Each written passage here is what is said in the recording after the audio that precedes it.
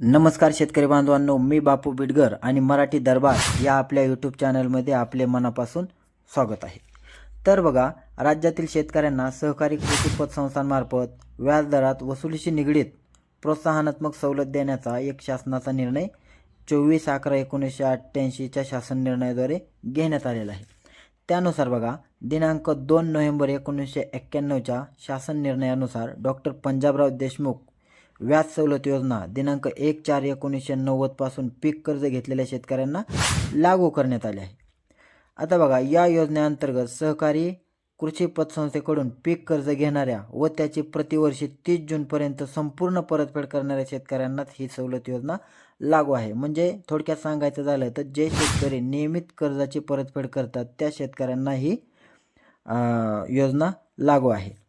राष्ट्रीयकृत बँका, ग्रामीण बँका व खाजगी बँकेकडून कर्ज घेणाऱ्या शेतकऱ्यांनाही ही योजना लागू आहे.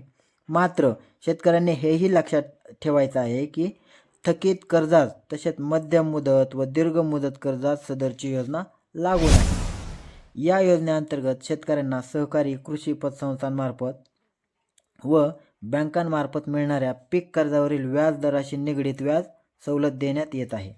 दिनांक 3 डिसेंबर 2012 रोजीच्या शासन निर्णयानुसार रुपये 1,00,000पर्यंतच्या पीक कर्जावर वार्षिक 3% सवलत देण्यात येत आहे व त्यापुढील 3,00,000पर्यंतच्या पीक कर्जावर वार्षिक 1% व्याजदराने सवलत लागू करण्यात आली आहे.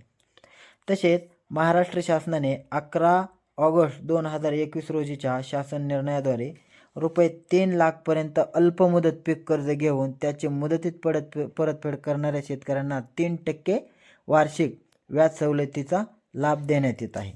आता त्यानुसार बघा, राज्य शासनाची 3% व्याज सवलत आणि केंद्र शासनाची 3% व्याज सवलत हे दोन्ही विचारात घेऊन सदर कर्ज शेतकऱ्यांना 0% दराने उपलब्ध होणार आहे.